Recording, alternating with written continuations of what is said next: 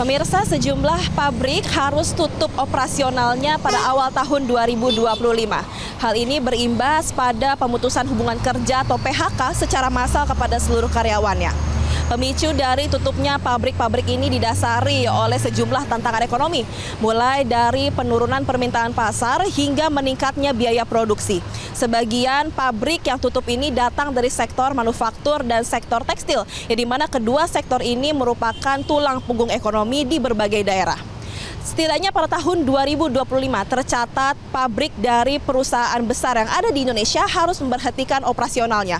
Mulai dari PT Sri Rejeki Isman atau PT Sritex, lalu ada juga PT Sanken Indonesia, lalu ada dari PT Yamaha Musik Produk Asia dan juga PT Danbi International Garut. Dari Kementerian Ketenagakerjaan juga mencatat bahwa korban PHK setiap tahunnya ini mengalami peningkatan. Seperti pada tahun 2019, ini korban PHK tercatat ada sekitar 45.000 orang, lalu meningkat pesat. Pada tahun 2020 ada sebanyak 3,6 juta orang yang di PHK imbas dari pandemi COVID-19.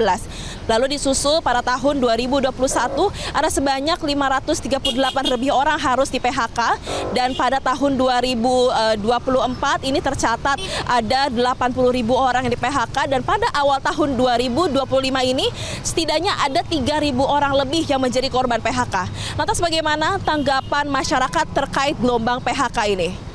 Nah pemirsa, kita akan bertanya kepada warga seperti apa tanggapannya terkait PHK massal ini. Nah kita akan coba tanya dengan Bapak siapa Pak? Joy. Pak Joy. Pak Joy, gimana Pak melihat adanya fenomena gelombang PHK secara massal saat ini Pak? Ya pastinya ada sesuatu yang nggak beres ya, secara makroekonomi lah ya, orang nyebutnya gitu ya. Yaitu harus pemerintah harus memperhatikan hal itu ya. Kenapa PHK massal itu bisa terjadi pun sebelum Lebaran, kasihan juga kan. Yang kena PHK kan kebutuhan kan masih banyak, bulan puasa, Lebaran, segala macam gitu. Ya agak inilah ya, agak pemerintah harus lebih memperhatikan. Kita berharap lah semoga secara makroekonominya gitu lebih meningkat, ekonomi meningkat, masyarakat bisa bekerja dengan nyaman, tidak takut kena PHK.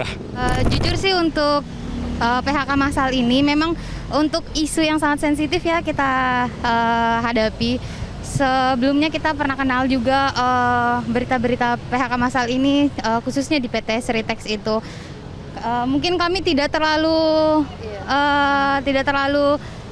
membaca untuk dengan seksama, tapi kami sangat menyayangkan adanya PHK massal ini karena memang di masa-masa efisiensi sekarang untuk orang-orang yang memang di PHK secara massal kebutuhannya memang sangat meningkat, apalagi di masa-masa hari raya ini. Pemirsa, kami sudah mendengar bagaimana pendapat warga terkait gelombang PHK yang sangat besar terjadi pada awal tahun ini. Sebagian besar dari masyarakat menyayangkan adanya PHK yang dilakukan secara massal dan mereka berharap agar pemerintah membuat regulasi terkait hal ini. Dari Jakarta, Sarah Ruhendi, Maulana Ridwan, Metro TV. Jelajahi cara baru mendapatkan informasi. Download Metro TV Extend sekarang.